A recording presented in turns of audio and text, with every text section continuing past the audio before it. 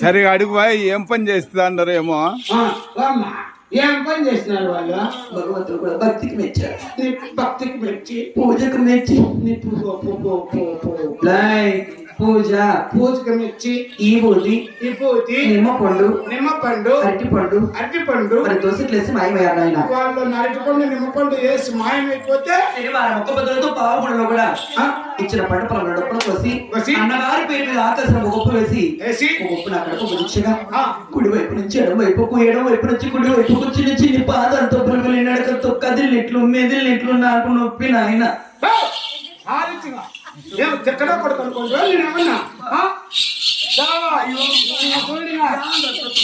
లేకపోతే కాలక్క ఇంతమంది ఆడవాళ్ళు మొగలు కూర్చొని చూస్తున్నారు. అరటికాయలకి నిమ్మకాయలకి బిడ్డ పుడతారా? అరటికాయలకి నిమ్మకాయలకి బిడ్డ పుడతాంటే ఈ ఊర్లో ఇల్లు జనాలు ఇంకా మొగ్గులు పనులు కాపురాలు చేసుకొని ఇంటింటి కదా 2 నిమ్మ చెట్టు పెట్టుకుంటారు. చెట్లు పుడతారా బిడ్లు? లేకపోతే ఈ బూది నిమ్మకాయలు పుట్టినారు. నువ్వంటే నేను ఎత్తుకనా కొడుతున్నా నాకని 8 ఏళ్ళు పెట్టు కావాలి. దినము పట్టాన్ని పోతాను పల్లి పోతున్నా అరటికాయలు తెస్తాను నా పనులకు తినిపిస్తానే ఉంటా డజన్లో అది తింటుంది. మడకట్ల కాడ సొమ్మెత్తుకొని పద్దెలు వెళ్ళిపోతుంది. ఈ పొద్దుకి పెట్టు లేదు పరకలేదు కులిపోయిన అటకాలు తిని బళ్ళు మీద కడుపు ఉంది.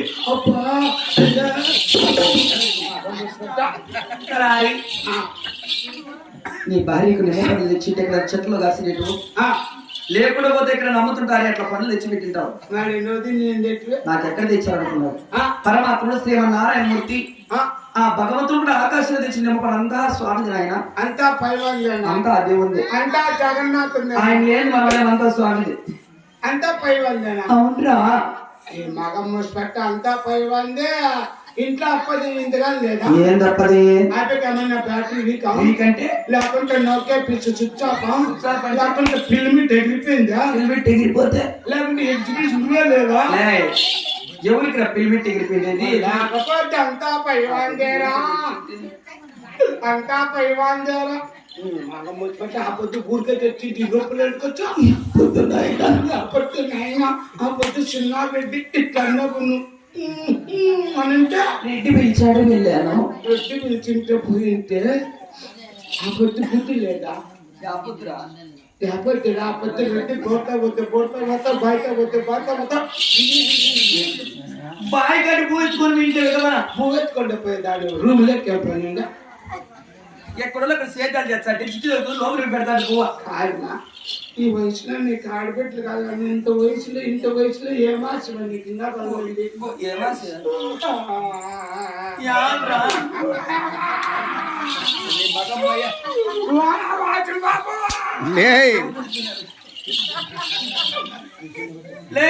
నెత్తిన బట్ట తీర విధవా నువ్వు ఎట్టంటే నాకు లోపల దుఃఖమో నీ మాటలు సాధించు.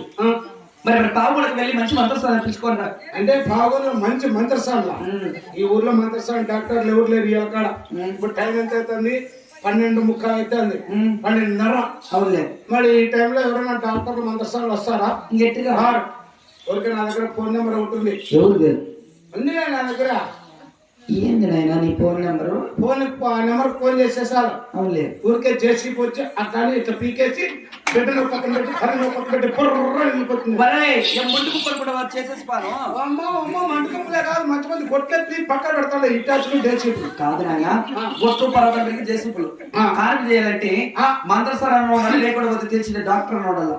డాక్టర్ అయితే ఇంక బాగా మనం అడగండి ఏమి కాకుండా 180కి ఫోన్ చేయలేదా? 180. వరే ఇక్కడ దగ్గరలో గవర్నమెంట్ హాస్పిటల్ పో. అక్క ఎవరన్నా అక్క ఓ పని చేయండి అక్క మగోళ్ళు రాండి అన్నారు అని చెప్పు. ఏంటి మగోళ్ళు? చేసేది మగోళ్ళ కాదు చేసేది.